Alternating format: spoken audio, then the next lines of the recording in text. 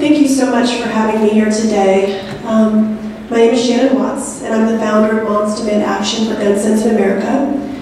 And on December 14th in 2012, 20 first graders and 6 educators were slaughtered in the sanctity of an elementary school. As the mom of 5, I was devastated as the news came in. But then the next day when I woke up, I was angry. And I was agitated, and I knew that I needed to do something. So I went online and I looked for something like Mothers Against Drunk Driving, but for gun safety, and couldn't find anything. So I thought, well, I'll create a Facebook page. Keep in mind that at the time I had about 75 Facebook friends. I was not a social media phenom. But I opened my laptop on my counter in Indianapolis, and I created a page and I posted, "We need to organize women and mothers around the issue of gun violence prevention in America." Within minutes, a man I didn't know in Virginia connected me to a woman I didn't know in Brooklyn who said, "I want to join your organization." I didn't even realize I had started an organization. But we had created this momentum because thousands of other women had the same idea that I did that day, that we needed to get off the sidelines. Within a week, I was on the cover of USA Today. Within a month, we were a full-fledged nonprofit organization with chapters springing up all over the country. And moms from Chicago to Cheyenne, Helena to Houston were emailing and calling me and saying, "How can I get off the sidelines?" We started growing rapidly and had such momentum, all because I had an idea, one person, me, a stay-at-home mom in Indiana, that we could address gun violence not through more not through more guns and fewer laws, but by organizing women and mothers to take on gun lobbyists and lawmakers. And I knew that we didn't have to convince Americans, because 90% of Americans already believe there should be more regulations around guns. What we needed to do was to be louder than the gun extremists who believe that any law, no matter how small, means their guns are going to be taken away.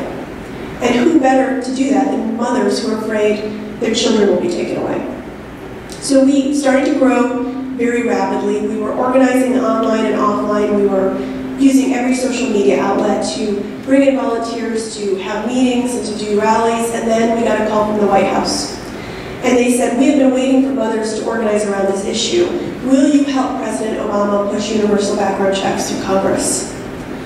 And we worked very hard, very intensely, and then 2 months later, in April of 2013, Congress failed to pass universal background checks, just by a handful of votes to senators. And I really thought, okay, well, this is the end. You know, we tried really hard, the country isn't ready for this yet, going to pack up our things and go home.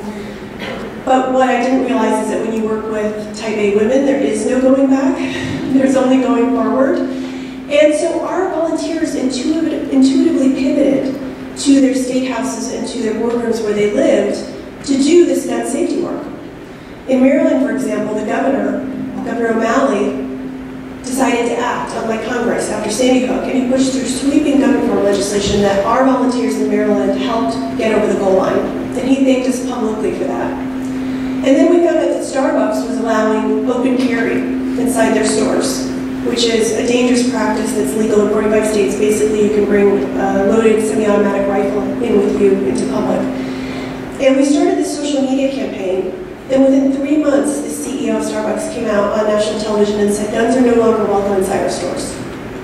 So we took these wins as proof points that we had serious momentum, and that we could create cultural and political change across the country. So just to back up, I do want to be clear that when I started Moms Demand Action, I had no organizing experience, I had no political experience at all. In fact, I didn't really know where to get started or even what I was doing. But here we are 5 years later, we have a chapter in every state of the country, we have 70,000 active volunteers like myself, we have 4 million supporters. So how did we get here? I think there are 3 very simple ingredients to the secret sauce of Moms Demand Action. The first is to build a really strong brand. So our Moms Demand Action members are always wearing our red t-shirts in hearings, at state houses and at capitals and at rallies and in their everyday life. And they're really proud to wear those shirts. They feel like badasses taking on the gun lobby. In fact, some have even gotten our logo tattooed on their arm. So building a brand that people want to belong to. The second is to pull the political levers that you have available to you. Women only hold 17% of the 500,000 elected positions in this country. It's a small percentage, but we're the majority of the voting public, and we make 80% of the spending decisions for our families. So those are the levers we can pull using our voices and our votes until there are more women in office who will help us create laws that protect our families. And finally, no act of activism is too small. You don't have to chain yourself to the White House fence every day to be an activist. Our volunteers are busy, they have families, they have jobs, so we praise and thank them when they wake up in the morning and make a phone call, or send an email during their lunch break, or tweet before they go to bed. And a lot of people deride hashtag activism. It actually works. We were able to get Chipotle to stop open carry inside their stores in 3 days using the hashtag burritos not bullets. So these things work. That is the recipe for our success. And in the last 5 years, it has helped us kill hundreds of bad gun bills across the country. Guns in K-12 schools, guns on college campuses, permitless carry, expanding stand your ground. We kill all of those every year in almost every state. And we've passed good laws. In 8 states, we have closed the background check loophole that allows gun sales without a background check. That brings the total to 19. So now more than half the country lives in a state that requires a background check and every gun sale.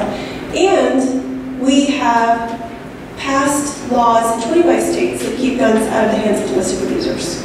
We know these laws save lives. And then in November, we won in 8 out of the 8 elections in which we endorsed candidates, including the governors of New Jersey and Virginia.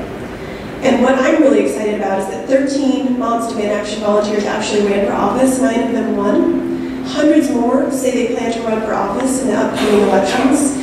And it really does go to show that when you give people the tools to shape policy, they realize there's even more power in making that policy.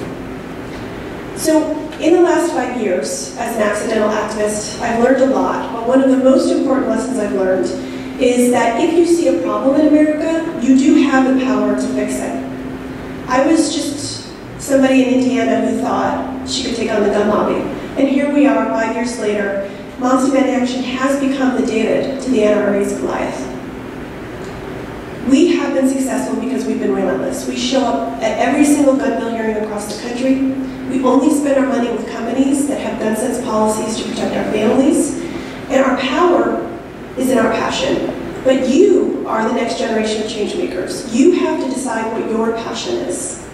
You have to talk to friends and family and figure out which levers you can pull now to create change. And it doesn't have to be on a national level. Even local change matters.